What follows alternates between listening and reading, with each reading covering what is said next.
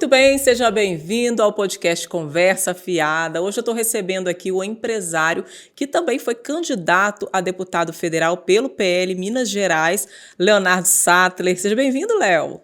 Olá, Fernanda. Eu que agradeço, o convite e cumprimentar também os internautas, as pessoas que estão nos assistindo do Conversa Afiada. Uma conversa bem afiada. E o nosso tema de hoje, Léo, é um tema que tem tudo a ver com a sua área atualmente, né, que é política.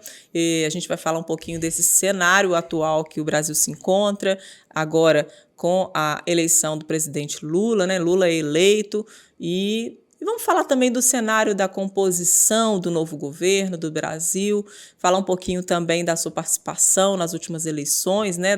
Dessa abrangência que você teve também na nossa região aqui muito grande, o seu crescimento também nas redes sociais, você que é um apoiador do presidente Bolsonaro, inclusive utilizou isso na sua campanha. Sim. Mas antes da gente falar disso tudo, Léo, queria que você contasse para mim em que momento da sua vida que você passou a gostar ou teve algum contato com a política.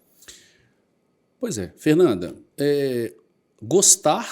eu gosto de política desde criança. E até porque comecei a trabalhar muito cedo, muito jovem, então eu tinha sempre contato com a governança de uma maneira geral. Uhum. E recentemente surgiu essa oportunidade, né, de ingressar na vida pública do ponto de vista como candidato, né? E sempre gostei da política, gosto da política, porque vejo na política uma maneira daquele que tem um mandato eletivo de poder transformar muito a vida das pessoas. Uhum. Eu vejo que você tem essa sensibilidade, né, em idealizar um espaço melhor para se viver e também algumas ideologias, algumas bandeiras que você está sempre levantando, não só politicamente, mas também na sua vida, né, social, pessoal. E eu queria que você falasse um pouquinho sobre isso. Sim. A gente vai, né, o tempo vai passando, a gente vai mudando de fases, né, a vida é cheia de fases, todos nós, cada um de nós, e a partir do momento que você vai traçando os seus objetivos, as suas metas, as suas, né, de vida, e o tempo vai passando, vai sobrando aquelas que ainda você não colocou, que ainda você não alcançou como objetivo, né? Uhum. E a política, como eu sempre gostei, sempre participei de movimentos associativistas aos quais participo até hoje, né? Dentro da Associação Comercial e Industrial, Sim. Dentro da Federaminas. Ela é um instrumento, né, como eu disse antes, de transformação. Verdade. Então, depois que você acaba tendo... Primeiro a gente está ali estudando, né, no segundo grau.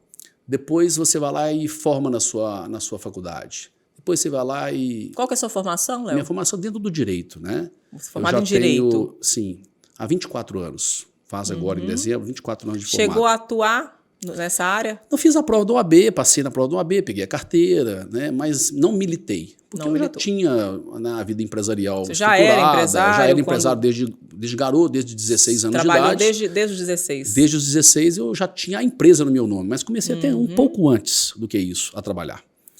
E já tinha minha independência financeira, gostava do que fazia, e gosto ainda do que faço, né? Então eu não segui a carreira de advogado. Sim. Embora o direito sempre me trouxe excelentes coisas, né? Conhecimento, muito conhecimento, muito Exatamente. embasamento para discutir acerca de várias questões, especialmente dentro da política agora, né? Isso. Direito público, direito constitucional, né? Direito administrativo, tudo isso faz parte de uma boa formação dentro do direito e ajuda bastante, né? Direito eleitoral, ajuda a gente bastante a andar nesse meio, a militar nesse meio político.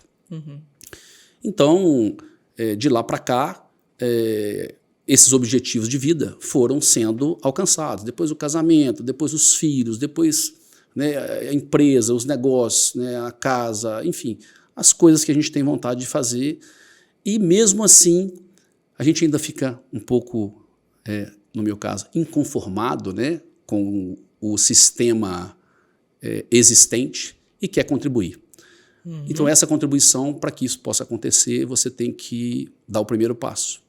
A gente precisa de se colocar à disposição para poder buscar servir. Né? Que eu vejo a função de um político como servidor. Servidor. Ele é um servidor, Verdade. ele é um empregado do povo. Embora muitos não sejam, né, Léo? Embora muitos estejam lá, mas não cumprem esse papel, essa missão. É verdade, e o político já ficou pejorativo, né? Não é nem pejorativo ser político. Ser político, a pessoa já ganha conceitos, rótulos. Ela já é rotulada. Ela já é rotulada. Você não tinha medo desse rótulo, não? A Fernanda, eu acho que pela minha personalidade, eu nunca tive medo. Né? Até porque eu sempre fui muito, vamos dizer assim, muito posicionado. E com os meus negócios, que são negócios pequenos, mas sempre fui muito de passar muito em cima da linha, de muita integridade. Muito correto, transparente. Muito adequado, transparente. Então, assim, eu não me preocupo muito eu nunca fui muito de preocupar com que as pessoas, com os conceitos, com os preconceitos, porque eu sempre fiz a minha parte, faço a minha parte, então, e a gente sabe que quando vai participar de um processo político, que é uma batalha, é uma guerra, então você tem que estar preparado para isso.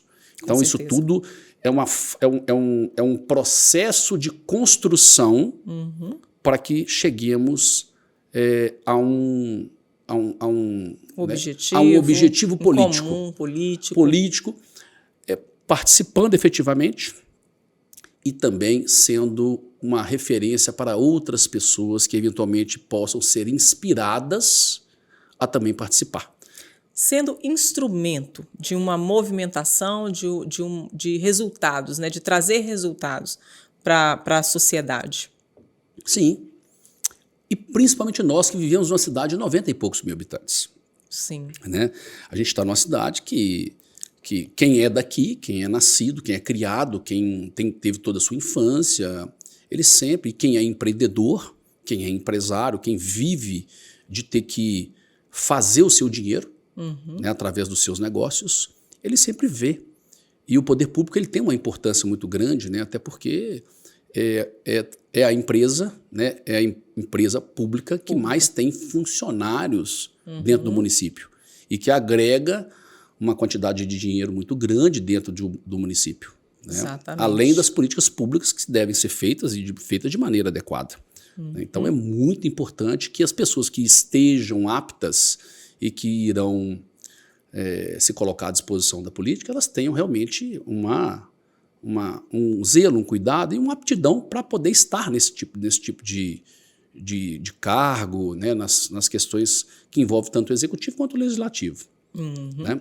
Pois é, você veio como candidato a deputado federal pelo PL, né, o partido do presidente Jair Bolsonaro, o atual presidente Jair Bolsonaro. Você, como eu falei no início, você apoiou durante toda a sua campanha o presidente. Por quê? Como que surgiu esse seu posicionamento durante sua campanha? Primeiro, através de um amigo da cidade de Viçosa, que me apresentou um deputado estadual, que é um coronel do Exército. E esse deputado estadual, até então ele estava no PSL, que é o antigo partido do presidente Bolsonaro, e ele me fez o convite para que eu pudesse fazer uma parceria com ele. E ele tinha lá, dentro da sua mudança de partido, porque também foi para o PL, o coronel Henrique, que inclusive foi eleito, deputado estadual, reeleito, né, que foi a segunda vez que ele participa. Ah, que bacana. Né, é o primeiro coronel do Exército, o primeiro homem do Exército a participar da Câmara dos Deputados da Assembleia Legislativa. Né? De Minas Gerais. De Minas Gerais. Bacana. E ele fez esse convite, né, e eu, através desse amigo, a gente conversou, né, discutimos alguns detalhes partidários, situações de legenda. E por que você escolheu o deputado federal? O que acontece? Ele já era um deputado estadual.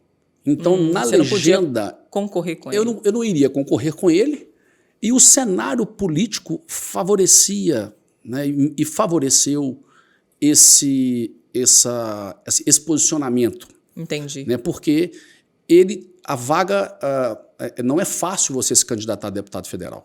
Não é simplesmente querer se candidatar. Exatamente. Né? Tem todo você um tem toda uma critério, estrutura de uma bastidor, todo um estrutura. critério.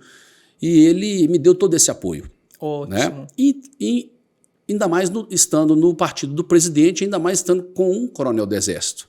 Que nós que tivemos a oportunidade de passar pelo tiro de guerra, tivemos essa formação militar como soldados. Então nós temos muitas lembranças, né?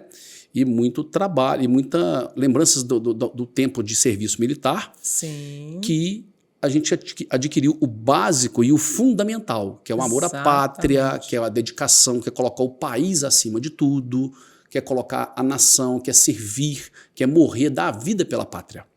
Então foi uma coisa que foi surgindo, né? Não foi naturalmente. Nada naturalmente, eu não corri atrás do partido. Às vezes uma semente plantada no passado. Perfeito. Uma oportunidade que você oportunidade teve, né? Imagino que seja isso, né? E foi. Uma oportunidade, porque você encontrou uma pessoa que te deu todo esse suporte, esse apoio, que você se identificou, porque eu acredito que tudo depende de uma identificação. Perfeito. Né?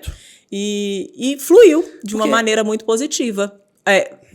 A gente pode dizer assim, extremamente positiva, que apesar de você não ter sido eleito, até porque é natural, primeira vez que você se lança candidato, mas você teve uma repercussão, né, muito positiva, muito grande, inclusive. Mas antes da gente falar disso, eu queria uma curiosidade minha, você chegou a ter contato, a encontrar com o presidente Bolsonaro nesse período? Encontrei com o presidente Bolsonaro. Me conta como que foi. Não, mas assim, foi um encontro muito superficial, para tirar foto. Sim. Eu não tive o contato de conversar, porque foi no período de campanha.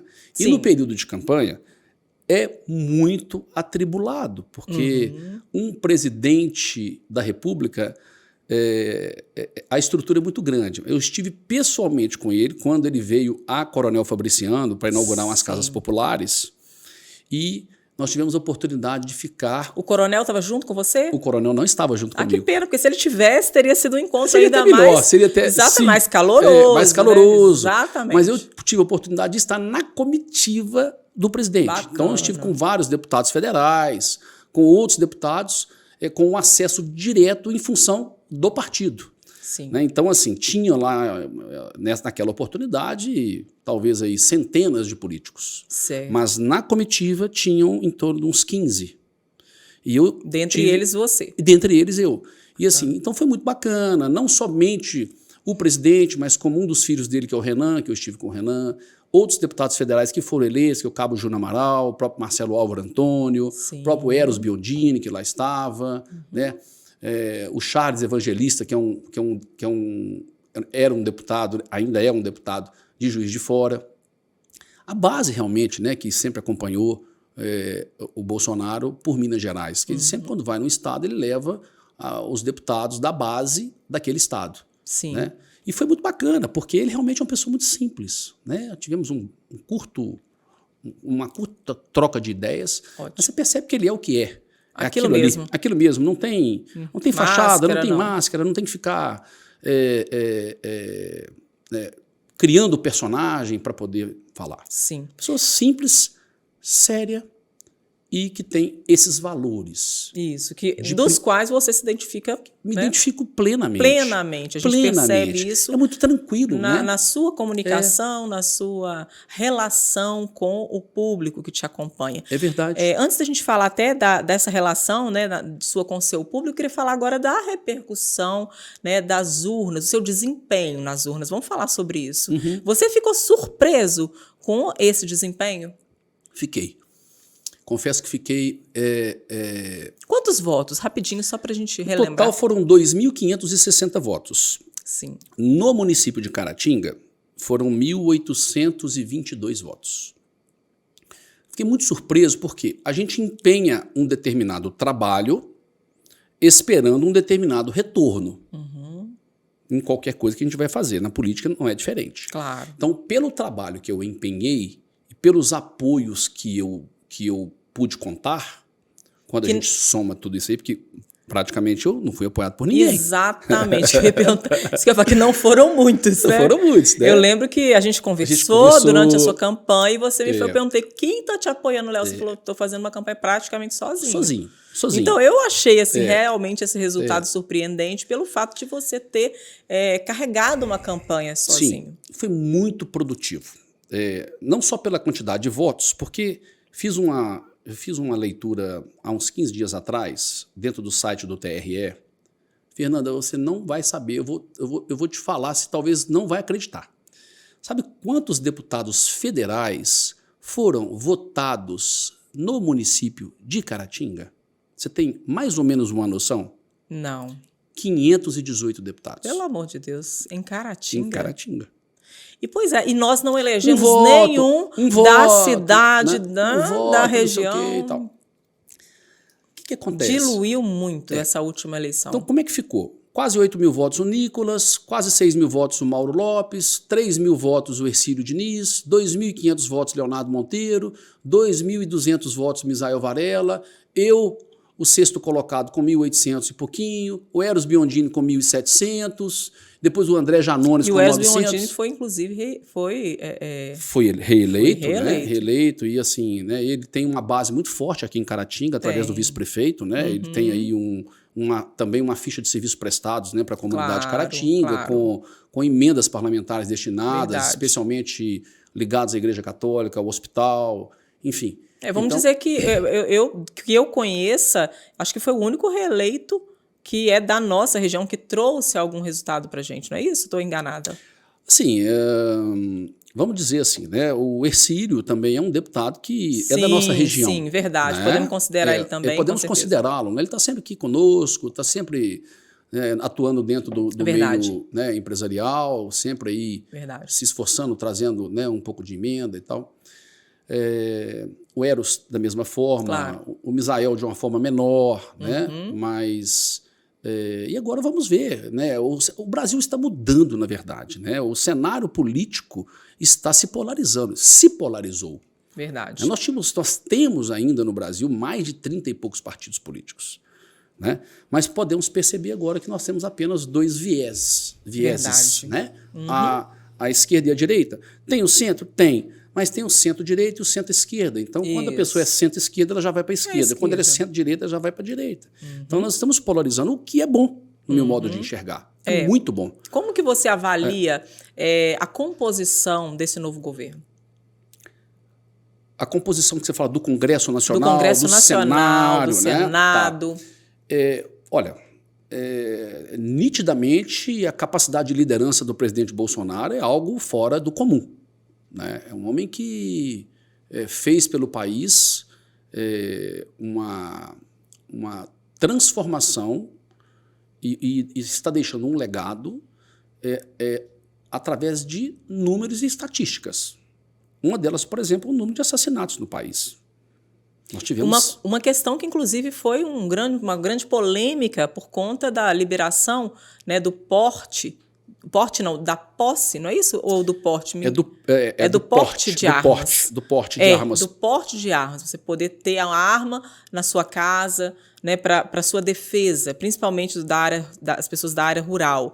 E isso foi uma polêmica muito grande, pois imaginava-se que o número de homicídios, né, a violência iria aumentar, e esses números não foram dessa maneira. Exatamente, Fernanda. Porque quando a gente vai fazer uma análise de qualquer situação, a gente tem que pensar com frieza, não somente com ideologia, né? Nós temos que pensar qual o resultado que isso vai gerar. E o resultado está aí, está claro. Inibiu o crime. Inibiu o crime. Exatamente. Ou seja, o cidadão de bem, ele tem que ter o direito de ter sua arma. Para a defesa própria. Para a defesa própria. Claro. Qual o problema? Né? Ele tem que ter, ele só não pode, não quer dizer que você vai ter uma arma e vai sair, né, cometendo crime com essa arma. Porque os fora da lei, os bandidos, eles são todos armados. Então não há justificativa do ponto de vista numérico em falar que se você tirar a arma do cidadão de bem, você vai diminuir a violência. Existem casos isolados que a esquerda pega, por exemplo, para poder justificar. Às vezes uma criança pegou uma arma de um pai, atirou no irmão. Que não é a regra, né? Que não é a regra, que é uma exceção da exceção. Exatamente. Né? Então, assim, vimos que e uma redução substancial, né, de aí mais de 30%. Um país que tinha 60 mil homicídios por ano, né, envolvendo arma de fogo, sim, e que passou para 42 mil. Só esse dado já serviria para justificar todo o governo Bolsonaro. Mas tem muito dado. Tem dado econômico, tem dado educacional, tem dado de infraestrutura, de obra, tem dado de gestão, de liderança. E você me perguntou do novo Congresso. Isso. Como que esse novo Congresso, na sua maioria, hoje é de direita? Exatamente. Por conta da indicação do presidente Bolsonaro. Verdade, a gente viu aí a liderança, como você mesmo disse, né? A influência que ele exerceu nesse apoio, sendo a referência, né, para esses que abraçaram, né? Abraçaram. E esses que são, de fato, pessoas que estão nos grandes centros, pessoas que estão mais próximas a ele. Exatamente. Mas influenciou pessoas como a mim. Isso. Que tinha vontade de participar e nunca que participava. Porque aonde você vai participar, querer participar, as pessoas só puxam para baixo. Ora, não dá certo. Isso não é para você. Isso é lugar de gente má. O ambiente é podre. O ambiente é isso e aquilo. Então não tem ninguém que te impulsiona. Verdade. Muito menos quem está no sistema, né? Quem já está consolidado. Né?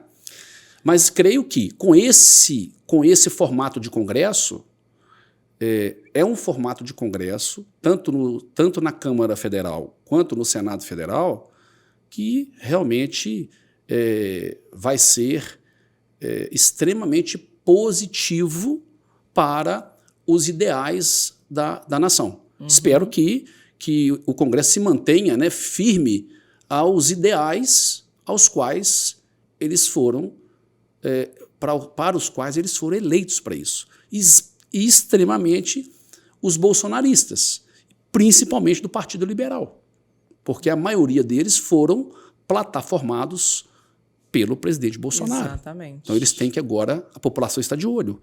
Nós podemos observar, por exemplo, o caso da própria Joyce Hasselmann e do próprio Alexandre Frota na eleição passada, que também foi na onda da plataforma do Jair Bolsonaro e que dessa vez não foram eleitos. Verdade. Por quê? Porque traíram não somente o presidente, mas traíram o projeto de nação. Exatamente. Não é fácil governar uma nação, até porque somos todos seres humanos e todos temos falhas. Não tem nenhum perfeito.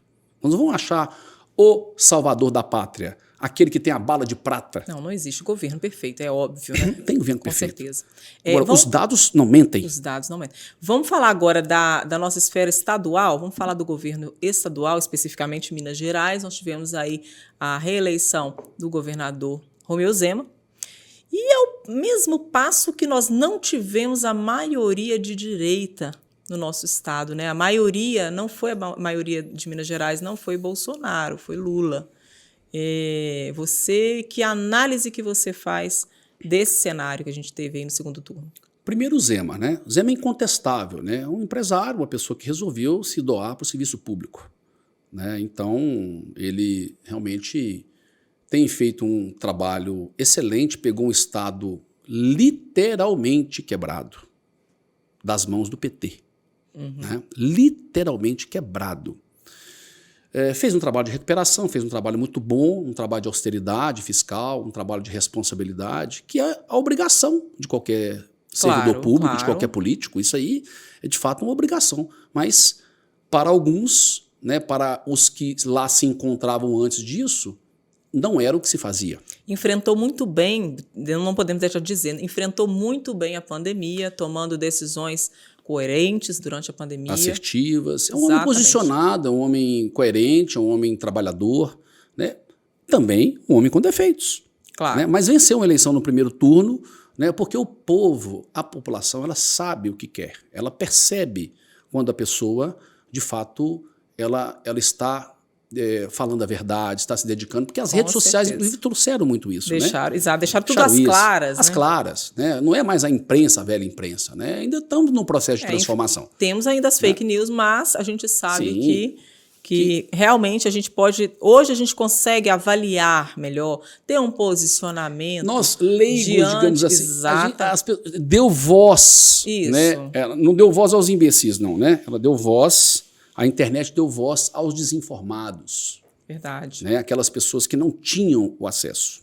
Uhum. Então, isso foi muito positivo para o nosso Estado. Nosso Estado é um Estado que está crescendo muito. Em relação ao fato da esquerda ter vencido em Minas Gerais, o segundo turno venceu por uma porcentagem que a gente pode considerar pequena. De magia muito pequena. É verdade. 50,2, 50,6 por 49,4. Então, muito pequena. Minas Gerais sempre é o reflexo do Brasil. O que acontece na eleição de Minas... O resultado das urnas em Minas se assemelha muito ao resultado das eleições presidenciais. Exatamente. Por que isso? Existe um porquê. Porque é um Estado extremamente...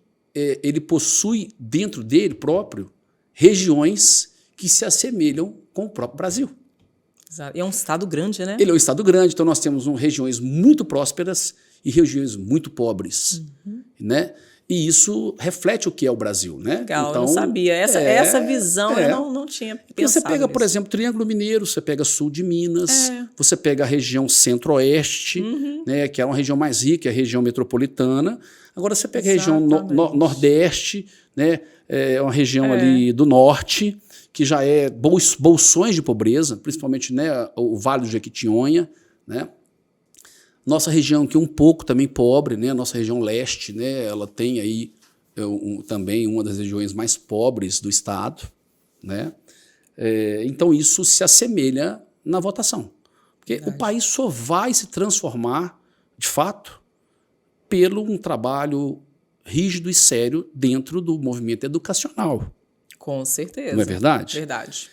Agora, nós sabemos que a esquerda ela está com os meios de educação aparelhados desde a década de 60.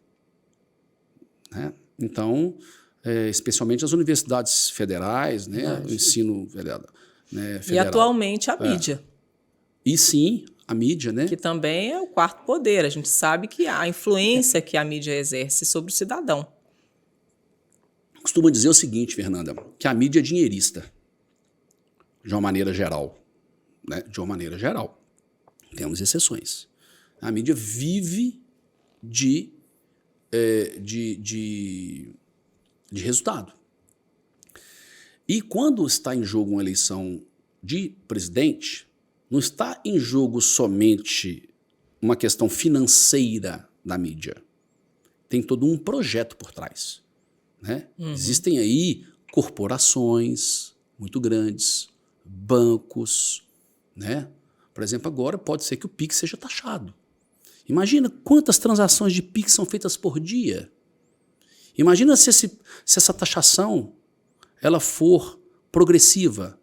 Né? Se a pessoa passar um Pix até R$100, ela paga... Nossa, vai acabar com o Pix. Não vai acabar acabando.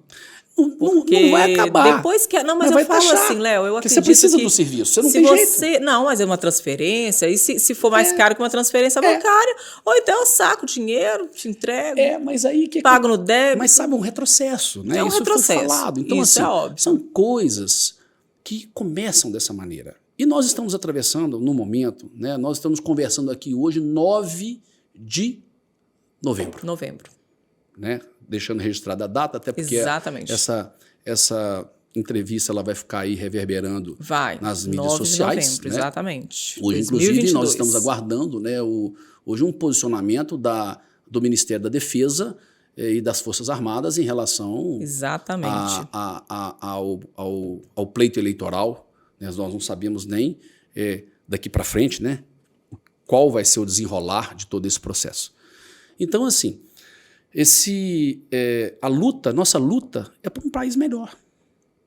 o que eu quero é o que você quer, é o que todas as pessoas querem. Só que quanto mais, se a gente não revolucionar o país pela educação, e quando eu digo educação de base, e quando eu digo educação de base, é principalmente com que as crianças, especialmente dos filhos das pessoas mais pobres, tenham uma educação de qualidade, a gente não vai transformar o país com um governante, e sim com uma política de Estado, uma política pública de Estado. Só que nós temos um dado, eu quero te trazer um dado aqui para você, para os telespectadores do Conversa Fiada, que o Ministério, o Serviço Público Federal tem 600 mil servidores. Porém, 300 mil dos 600 estão lotados no MEC, no Ministério da Educação e Cultura. Pois é.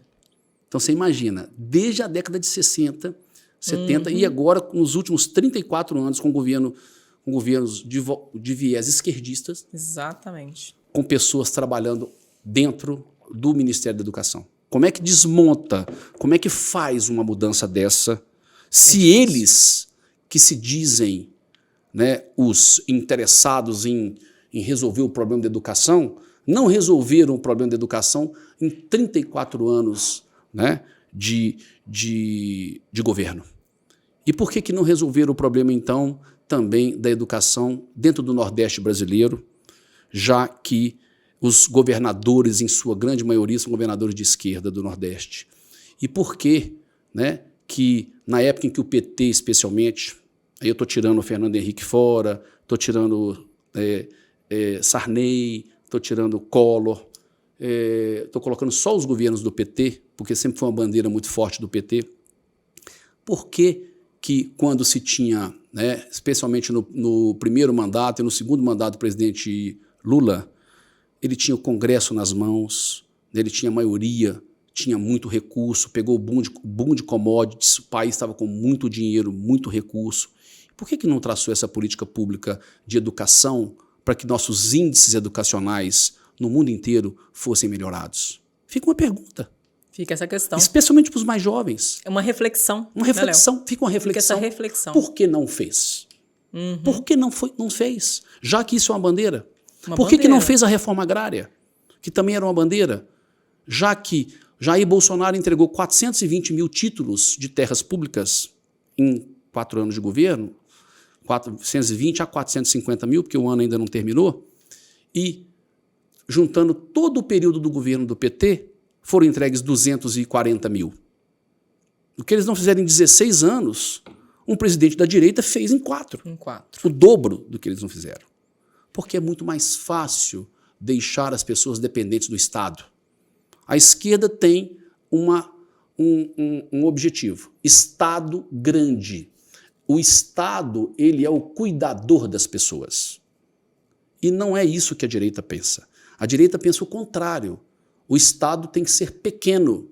O Estado tem que fazer o básico: educação, saúde, segurança pública, né, e defesa. Né? O resto, quem tem que fazer é iniciativa privada, que é quem gera imposto, quem gera divisa, quem gera receita, para que o Estado seja rico. O que faz um Estado rico é um Estado bem gerido com as empresas ricas. Isso. Porque as empresas são pagadoras de impostos. Isso. Elas é que geram. Para que isso esteja bem, a situação fiscal do país tem que estar muito boa. A situação econômica, macroeconômica tem que estar muito boa. E o país está muito bem gerenciado na área econômica. Esse ano nós vamos fechar, desde 2013, não se fecha as contas do Brasil com superávit primário. Então, em 9 anos, o primeiro ano pós-pandemia, que nós vamos fechar no azul. Isso é dado, isso não é narrativa. Isso é um fato. Mas qualquer um pode pegar no Google e perguntar. É um índice. É um índice. Né? É um índice real. Real. E nós vamos fechar esse ano com um crescimento de PIB maior do que o da China. Tem 42 anos que isso não acontece. E nós vamos fechar com uma das menores inflações do mundo. Sim. Então são números, Sim. São fatos. Sim. E contra fatos não há argumentos. Agora, o que decide isso? E por que essa eleição foi tão polarizada e com a diferença tão pequena? Porque a massa não tem esse acesso. A massa não tem esse acesso, né? A massa da população. Por quê? Porque os próprios políticos não querem que eles tenham. Porque se quisesse, o próprio PT já tinha melhorado os índices do Nordeste há muito tempo. Especialmente da Bahia, especialmente de Pernambuco, especialmente do Ceará, que são os maiores colégios eleitorais. Isso. Né? Então, a gente vê isso de uma maneira triste, porque são compatriotas nossos. E o melhor programa social que qualquer governo pode fazer é a geração de emprego. Concordo com você. Não é verdade? Concordo, não é ficar dando bolsa assistência daqui, ali. O programa assistencialista que o governo Bolsonaro fez, ele foi necessário diante de um problema gigantesco, né? Diante de um problema da pandemia. Exatamente. Manteve, porque nós realmente temos muitas pessoas com problemas, né, de pobreza, né? Mas com detalhe, além do valor ter ido para um valor substancial, a pessoa que arruma um emprego, ela ganha mais R$200. Ela não perde a sua assistência. Ao contrário do programa social que o PT sempre teve. Sim. Ele deixa a pessoa dependente do assistencialismo. E isso não é um PT, e acaba Fernanda. Que também não só deixa dependente, como deixa a pessoa acomodada. Porque uma das coisas que a gente mais observa que o Bolsa Família gerou naquela época que foi criado foi a acomodação. As pessoas não queriam trabalhar, queriam fazer filho. Exato. E se trabalhasse, perdia o acesso à Bolsa. Exatamente. Quer dizer, qual então, o programa? É preferível não trabalhar. Claro. Né? Vou ganhar exato. Sem trabalhar. Olha, eu estou ganhando aqui. Se eu trabalhar e assinar minha carteira de trabalho, eu vou ser pego na malha fina, vou perder minha Bolsa. Eu já tô... É um raciocínio que não fecha. Não tem fundamento, exatamente. E isso é benéfico? Não, é uma reflexão para as pessoas fazerem. Isso é benéfico? Então, quando chega-se no governo Bolsonaro, ele pega o programa, ele melhora a condição financeira desse programa e ainda premia aqueles que querem trabalhar com mais dinheiro dentro do próprio programa. Para quê? Uma preocupação que a gente pensa realmente nos custos que isso gera para o país, né, Léo? Isso aí agora a gente precisa também analisar se realmente vale a pena ainda continuar com esse auxílio. Fernanda, na verdade, quando se trata de política pública de assistência, na verdade, o governo, né, seja ele quem for que estiver lá, ele já prevê esse recurso dentro da LGO, que é a Lei Geral Orçamentária, ao qual o governo envia para o Congresso. E o Congresso, ele tem o poder de alterar, retificar, mudar, né? Isso não tem chance, então, de quebrar o país? Não tem chance de quebrar o país, tá? Porque isso é matemático, né? É aritmético. Então, todas as receitas correntes e todas as despesas correntes, elas são submetidas ao Congresso. E existe a Lei de Responsabilidade Fiscal e o teto de gastos.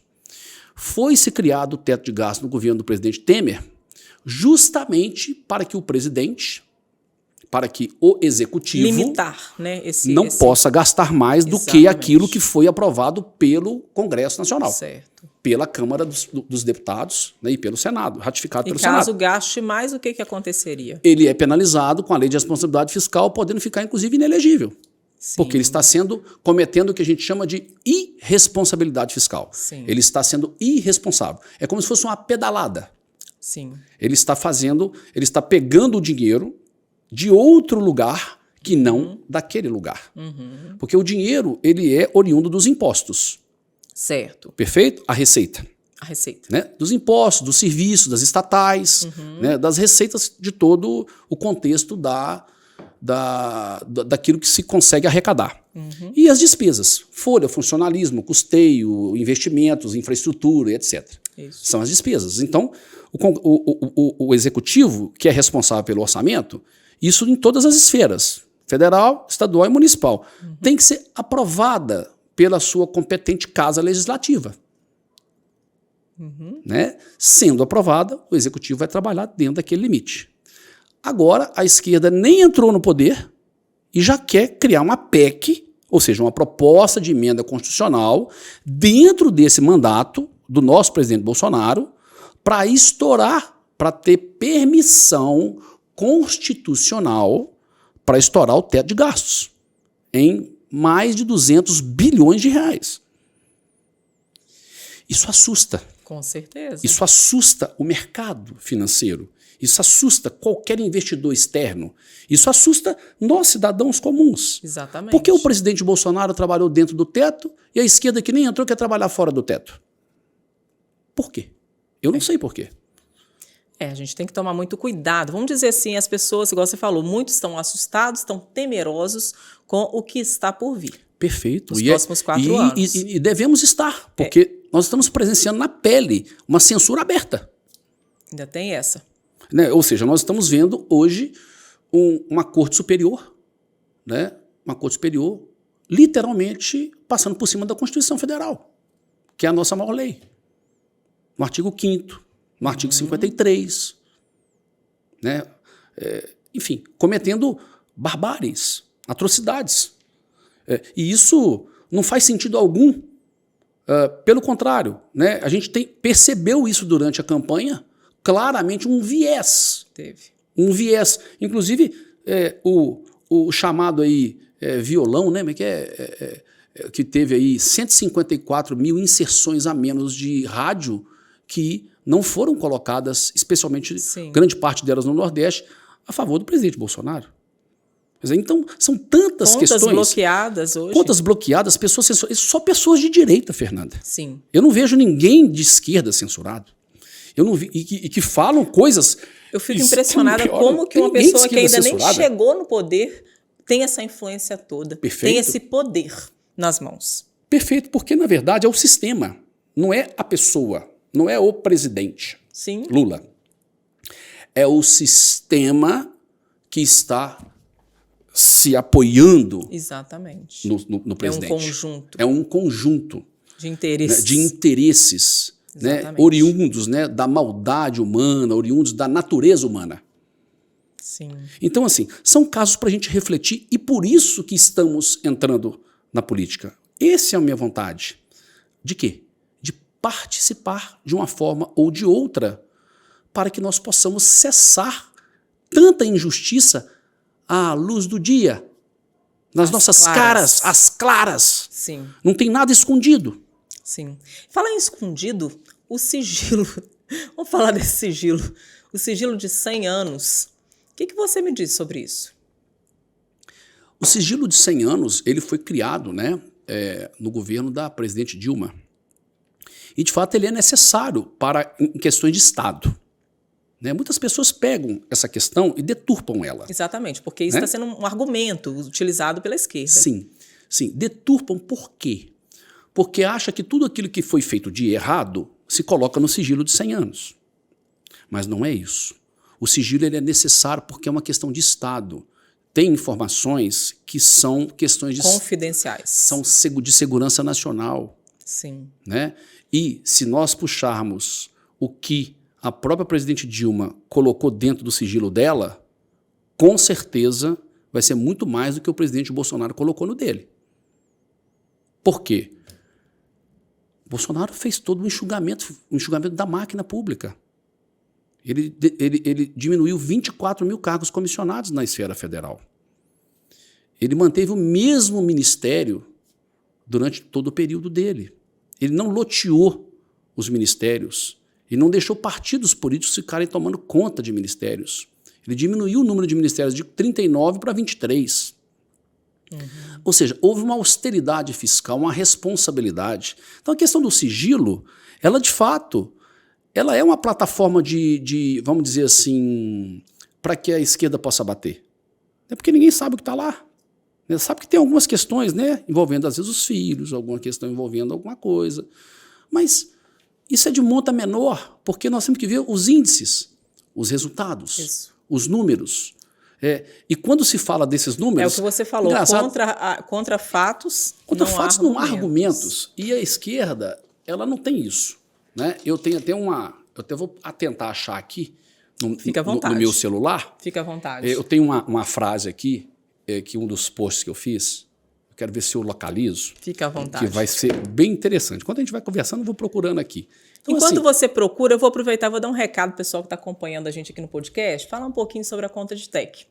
A Conta de Tech está em Caratinga, trazendo para você, empresário, para você profissional liberal, para você da comunicação que tem interesse em utilizar um estúdio, um espaço para locação e produção de produtos, conteúdos audiovisuais, videoaulas, conteúdos de infoprodutos, que tem sido uma demanda muito grande também atualmente. Então, nós temos aí esse espaço, inclusive esse espaço onde estamos gravando aqui o podcast, faz parte desse complexo da Conta de Tech e fica para vocês aí essa oportunidade, né? A gente está aqui apresentando o nosso espaço.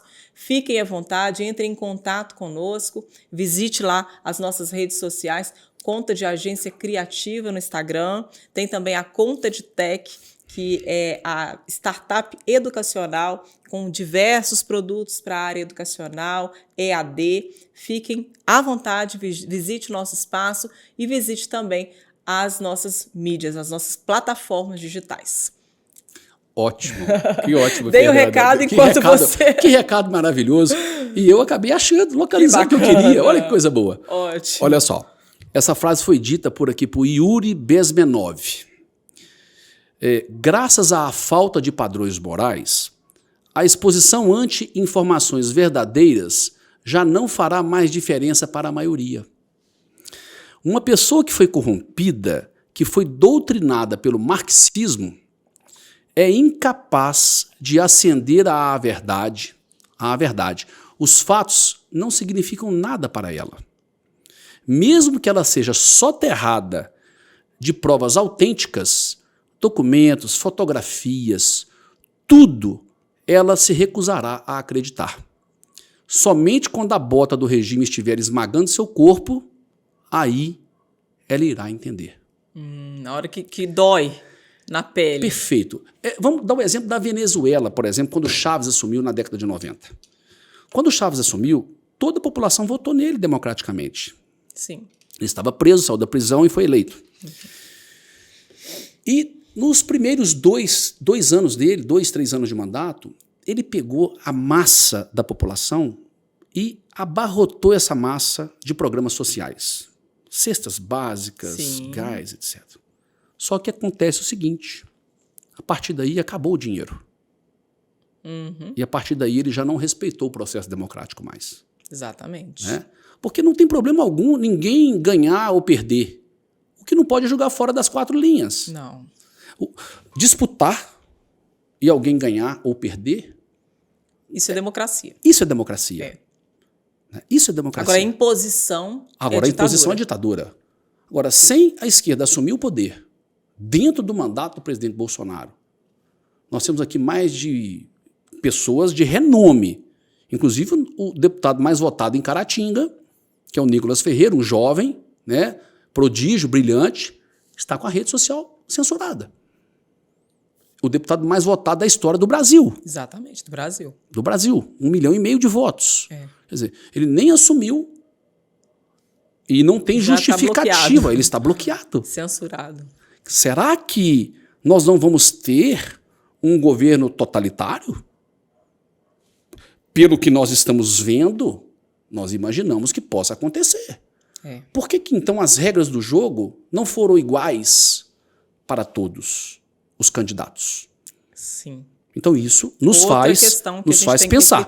Porque as pessoas aí fora que às vezes não têm o mesmo conhecimento de politização Sim. que nós temos, acham o seguinte, olha, se perderam a eleição, estão esperneando.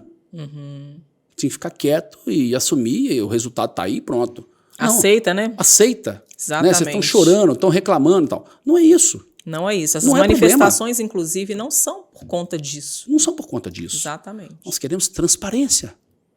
Nós estamos vendo e vimos durante todo um processo ministros do Supremo Tribunal Federal fazer lobby dentro de Congresso, no sentido de não aprovar o voto impresso, o qual já tinha sido, uma vez anteriormente, aprovado. Uhum.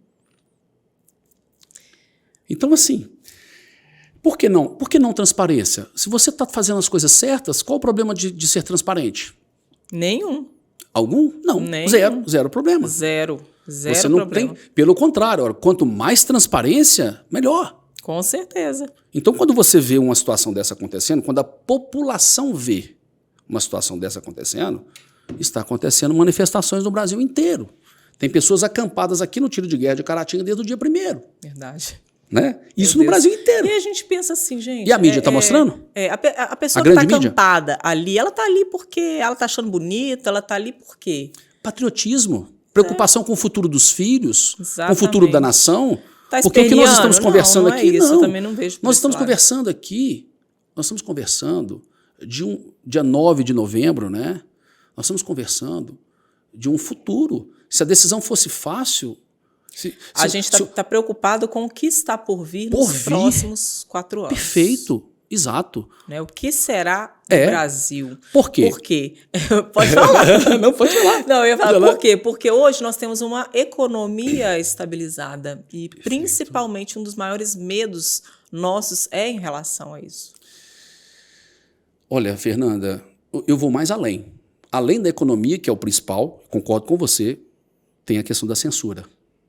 Também. Porque o que acontece? Dentro de um regime, de um Estado democrático de direito, todos os poderes são harmônicos entre si. Então, se nós tivermos uma governança respeitando os princípios democráticos, qual o problema? Sem problema. Mas nós não estamos vendo isso. Pelo contrário. Nós estamos vendo o contrário. Vamos ver como que vai contrário. ser. Se ainda não assumiram e já Se nem assumiu, vivendo... já está desse jeito, imagina depois que assumir. Realmente dá... E nós estamos vendo, assim, pelo menos nas mídias sociais, nós estamos vendo a equipe do processo de transição. Uhum. Ou seja, existe uma lei que determina que quando vai existir uma mudança de governo, existe um processo de transição para que o novo governo que irá assumir, ele consiga conhecer como está funcionando. Ambientar. Antes de assumir. Mas aí na hora que você vê as pessoas que estão envolvidas lá, são todas pessoas que estavam... todas não, mas... grande parte. A maioria das pessoas estavam envolvidas nos esquemas de corrupção da Lava Jato, que foram presas e depois foram soltas. O brasileiro não quer isso. O brasileiro está atento a isso. Então, é um somatório. Mas é uma coisa que você fala que o brasileiro não quer isso, mas então por que o brasileiro elegeu Lula? Nós estamos querendo você saber. Você acredita que houve algum tipo de fraude nas urnas? Eu não vou dizer somente uma questão de fraude nas urnas. Eu acho que foi um processo eleitoral viciado. Vamos dar um exemplo. Eu não conheço nenhum dia de eleição que pudesse vender bebida alcoólica. No primeiro turno, eu não sei se no segundo também, acredito, foi normal. Não foi proibido, não. Não foi proibido. Então, a pessoa podia. Por quê? As pessoas vão deixar de votar porque vão estar de ressaca, ou as pessoas vão beber, vão arrumar confusão uns com os outros, uma eleição polarizada. Eu também desconheço, desde a década de 80, que é proibido utilizar veículos de transporte para transportar pessoas para votar. Isso é proibido. É proibido, mas também foi liberado pelo tribunal. Eu também vejo que, pela questão da ficha limpa, um candidato que tem problema com a justiça de condenações, ele não tem certidão negativa para poder disputar uma eleição. Isso também foi burlado. Uhum. Isso também é um fator que envolve o processo eleitoral. Se você não tem, é lei. Exatamente. Ou seja, quem faz as leis é a Casa Legislativa. É o Congresso Nacional e o Senado Federal. Uhum. Né? O Judiciário é cumpridor do normativo legal. Ele não é fazedor de regras. Ele é cumpridor daquilo que está lá.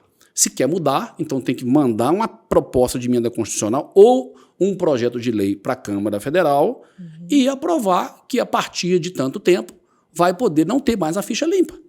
Isso. Senão não faz sentido essa lei. Ué. Quer dizer, não. Agora, aí você vai me perguntar assim, Léo, mas será que Por que a população não foi para as ruas se manifestar, então, na época que o candidato do PT virou candidato? Olha, não tem como, porque, primeiro, existia uma grande probabilidade do nosso presidente ganhar a eleição. Existia uma possibilidade dele ganhar. E outra coisa, ele tem que respeitar a decisão judicial. Hora nenhuma ele jogou fora das 4 linhas. E quando ele foi eleito, esse era o discurso da esquerda, que é um ditador, que é militar, que vai mandar prender as pessoas, que vai censurar as pessoas. Né? Eles falam do que eles fazem. Isso é muito nítido. É tão claro.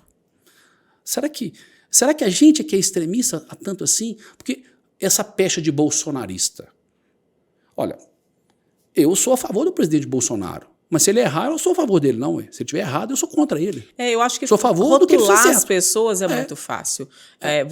Como você mesmo disse, nenhum político é 100% perfeito. Mas claro, a gente vê ali qualidades, vimos, né, resultados que nos levam a optar por determinado candidato. Significa que ele fez tudo correto, que ele é o melhor? É a opção que nós temos, vamos dizer Mas assim. Você fez uma pergunta. Por que ele ganhou? Por quê? Né? Aí, por que Lula ganhou a eleição, sendo que a gente tinha essa aprovação, essa popularidade do governo Bolsonaro? Fernanda, ninguém vai ter essa resposta objetiva. O que nós podemos é aguardar, hoje, dia 9, o posicionamento das Forças Armadas que participaram, né, do grupo de análise pré-eleitoral, né, como convidados do próprio Supremo Tribunal Federal, naquela oportunidade, ou do TSE, não me lembro se foi o TSE ou o STF que fez o convite, para que a gente vá saber, porque aqui nós vamos especular, eles vão afirmar. A gente tem que aguardar. Tem que afirmar porque, se realmente é um processo viciado, a gente não sabe o que vai acontecer com o país. Os militares vão permitir uma eleição viciada? Porque nós não estamos falando de tomar eleição de ninguém, não é golpe, não. É tudo dentro do que for constitucional. Especialmente, o presidente Bolsonaro o tempo todo acatou todo tipo de decisão nítida e clara. Deputados sendo presos porque emitem opinião? Cadê o artigo 53 da Constituição Federal? E acima do judiciário não tem mais ninguém para reclamar. Você tem que acatar. A ordem é para ser cumprida. E o nosso presidente é um capitão da reserva. E o nosso vice-presidente é um general da reserva. Né? O que foi eleito senador, o Hamilton Mourão. Então, assim, é uma cena que talvez a gente possa conversar numa outra ocasião, que a gente vai saber o que deu. Vamos aguardar esse resultado. Né? E nós temos que torcer pelo Brasil. Isso. Nós temos que torcer pelo país. A conclusão que não é torcer pelo Lula, pelo Bolsonaro. Nós temos que ver o que é melhor para a nossa nação. O que a nação espera. Porque sim, se foi um processo viciado, pode ter havido uma fraude. Até porque, qual o problema de ter tido um comprovante impresso nas urnas? Para poder aumentar a transparência. Por que não houve? Por que só 3 países no mundo inteiro usam esse tipo de urna? Por que as urnas antes de 2020 não foram auditadas? Somente as de 2020 para cá? Tudo isso é resposta, tudo isso é pergunta que tem que ser respondida. Quem tem que responder isso? O próprio TSE. Porque ele é o guardião da Constituição, do processo eleitoral. Né? Ele é o responsável. As Forças Armadas, a função principal das Forças Armadas é defender a soberania nacional. E quando nós estamos falando de uma eleição do porte da eleição brasileira, Fernanda, nós estamos falando de um país que tem uma representatividade mundial na geopolítica. Um país que está na América do Sul, um país que tem todo um sistema democrático, funcionando todas as instituições, um país pujante, economicamente forte, é a 9ª economia do mundo, né? Chegou a ser a 7ª, né? Fomos para a 13ª com o Bolsonaro, agora voltamos para a 9ª. Tá? Então, eu creio que isso são perguntas, são reflexões que todas as pessoas, e nesse momento, têm que se fazer. E aguardar essas respostas, né, Léo? E aguardar as respostas Aguardar com as serenidade, respostas. com tranquilidade, mas com firmeza. Sim, Com muita verdade. firmeza, porque o que está em jogo é o futuro. O que está em jogo é o futuro Do brasileiro. do brasileiro. Vamos dizer que é do É o- brasileiro. É o É meu, o é meu, o seu, dos nossos filhos, Exatamente. né? Enfim, e isso realmente tem que ser discutido, deliberado com muita sensatez. Isso. E eu tenho muita confiança nas pessoas que estão analisando esse processo. Isso aí, Léo. Muito obrigada pela participação. A gente vai encerrar agora o podcast Conversa Afiada. Foi realmente uma conversa afiadíssima. Foi ótimo. Maravilhosa. Muito obrigado. E eu espero que vocês, internautas que nos acompanharam aqui, também tenham gostado bastante desse bate-papo. A gente vai falar mais sobre esses assuntos futuramente. Vamos aguardar os resultados disso tudo, né? Vamos aguardar, ver quais serão os próximos capítulos desse cenário que a gente está vivendo. E é isso. Muito obrigada pela companhia. Até o próximo Conversa Afiada.